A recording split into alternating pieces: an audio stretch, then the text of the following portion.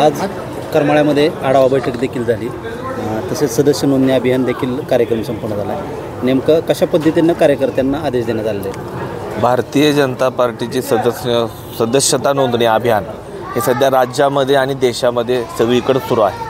तुम्हालाही सगळ्यांना ते माहीत आहे. हे अगोदर सुरू झालेलं आहे, पण महाराष्ट्रामध्ये विधानसभा निवडणुका असल्यामुळं महाराष्ट्रात अभियान थोडं मागं राहिलं होतं की निवडणुकांचा काळ होता, निवडणुकीमध्ये सगळे कार्यकर्ते व्यस्त होते. तर ते अभियान आता महाराष्ट्रात सुरू आहे. त्या अभियानाच्या अनुषंगानं आज करमाळ्यामध्ये दोन्ही मंडळाच्या करमाळ्यामध्ये दोन भारतीय जनता पार्टीची दोन मंडळं आहेत. त्या दोन्ही मंडळाच्या भारतीय जनता पार्टी आज बैठका प्रशिक्षण वर्ग पार पडलेले.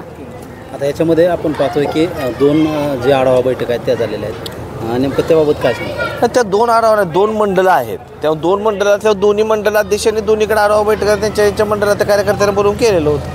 असं काही दोन मंडळाच्या आढावा बैठकाचा वेगळा काय कोणता उद्देश नव्हता. तर करमाळा विधानसभेच्या वेळेस भाजपमध्ये दोन गट पाहायला मिळते. त्यानंतर काही पदाधिकाऱ्यांवर कारवाई करण्यात आल्यानंतर ते परत पक्षामध्ये त्यांना सक्रिय करण्यात आले. नेमकं काय? करमाळा विधानसभेमध्ये भाजपमध्ये दोन गट पाहायला मिळाले होते. राजकारणामध्ये काम करत असताना ऐन वेळेची काय परिस्थिती पाहता त्यामध्ये भारतीय जनता पक्षाच्या काय पदाधिकाऱ्यांनी काम हे केलं म्हणून पक्षाकडे माहिती गेल्यानंतर त्यांच्यावर कार्यवाही करण्यात आली होती.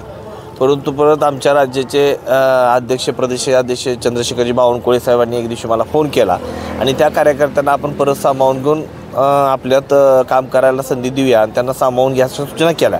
त्या सूचनेनंतर परत मी जिल्हाधीश त्यांना सामावून घेतलं. पक्ष ज्या पद्धतीनं सोडून काम केलं त्या कार्यकर्त्यांचं असं म्हणणं होतं की आम्हाला खुद्द आता जे मुख्यमंत्री आहेत देवेंद्र फडणवीस साहेब असतील, खासदार जे माजी खासदार रणजितसिंह निंबाळकर असतील, यांच्या आदेशाने आम्ही हे काम करतो. एक लक्षात घ्या, कुठलाही कार्यकर्ता बोलतो काय आणि आदेश देणं कुठलाही पक्षाचा जो निर्णय असतो तो तुम्हा मंडळीच्या समोरच मांडला जातो.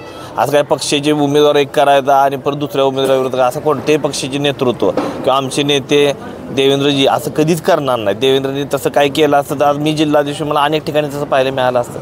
तसं कोणतीच कार्यवाही केली. देवेंद्रजींनी पक्षाची महायुतीचा धर्म पाळला म्हणून आज राज्यामध्ये आज एवढं स्पष्ट बहुमत मिळालं. महायुतीचा धर्म पाळला गेला नसतं राज्यामध्ये एवढं स्पष्ट बहुमत मिळालंच नसतं. आता एकीकडं ह्या जर दोन आढावा बैठक झाल्या, एक ग्रामीण मंडळ असतं आणि एक शहर, परंतु दोन्ही हे शहरामध्ये बैठक नाही ग्रामीण मंडळ आणि शहर नव्हे. करमाळा शहर मंडळ होण्याजोगं करमाळा शहर मोठं नाही. जिथं अ आणि ब वर्गाच्या नगरपालिका आहे तिथं मंडळाचा दर्जा आहे.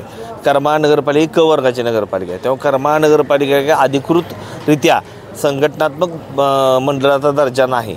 करमाळा शहर आणि करमाळा शहराचा ग्रामीण भाग असं म्हणून करमाळा मंडळ एक आहे आणि करमाळा ग्रामीण मंडळ एक अशा दोन मंडळ रचना केलेल्या आहेत. आणि सगळ्यांच्या सोयीचं बसायचं ठिकाण येण्याला सगळ्यांना सोयीचं अशा अनुषंगानं आज करमाळ्यामध्ये दोन्ही बैठका झाल्या. त्यामध्ये काय करमाळ्यामध्ये शहरात बैठक शहर मंडळ ग्रामीण मंडळ असा काही कोणता विषय. आता जे दोन गट आहेत त्यांचं मनोमिलन करण्याचा काय प्रयत्न आपण करणार. भारतीय जनता पार्टीमध्ये प्रत्येक कार्यकर्ता हा भारतीय जनता पार्टीशी बांधलेला आहे. भारतीय जनता पार्टीमध्ये कार्यकर्त्यामध्ये गटबाजी कधीही नसते. भारतीय जनता पार्टीचा कोणताही निर्णय भारतीय जनता पार्टी शीर्ष नेतृत्व घेतात आणि भारतीय जनता पार्टी शीर्ष नेतृत्व निर्णय घेईपर्यंत जो तो जदतिदं मत इच्छा व्यक्त करू शकतो. पण एकदा निर्णय घेतला की तो निर्णय भारतीय जनता प्रत्येक कार्यकर्ता स्वीकारून कामाला लागतो. आता आपण मागील निवडणुकीमध्ये पाहिलं की ज्यावेळेस आमदार संजय शिंदे तत्कालीन आमदार संजय शिंदे यांना ज्यावेळेस BJPच्या पदाधिकाऱ्यांनी पाठिंबा दिला होता त्यावेळेस पाठिंबा देणाऱ्या पदाधिकाऱ्यांनी उघडपणे BJPला चॅलेंज केलं होतं. BJPला चॅलेंज पदाधिकारी कोणताच करणार नाही. उघडपणे BJPला चॅलेंज करायचा विषयच येत नाही. तुमचं काय ते माहिती चुकती. तुम्ही पदाधिकाऱ्यांना नाही चॅलेंज करणं तोंडी तुम्ही वैयक्तिकरित्या मित्र सभेमध्ये मध्ये तुम्ही सभेमध्ये तुमच्याकडे माहिती असेल, माझ्याकडे अशी कोणती माहिती आलेली नाही की पदाधिकाऱ्यांनी भारतीय जनता पार्टीला चॅलेंज केलं म्हणून. अशी माहिती माझ्याकडे तर जिल्हाधीश म्हणून कोणती मिळाली त्यांनी केलं ते काय भाजप राहिलं नव्हतं. ते भाजप नव्हतं त्यावेळेस. त्यांनी ज्यावेळेस प्रवेश दुसरीकडे केला होता त्यावेळेस ते भाजपचे नव्हते ना. भाजपचे कार्यकर्ते असं म्हणू नका नाही. भाजपचे कार्यकर्ते चॅलेंज करू शकत नाही. ठीक.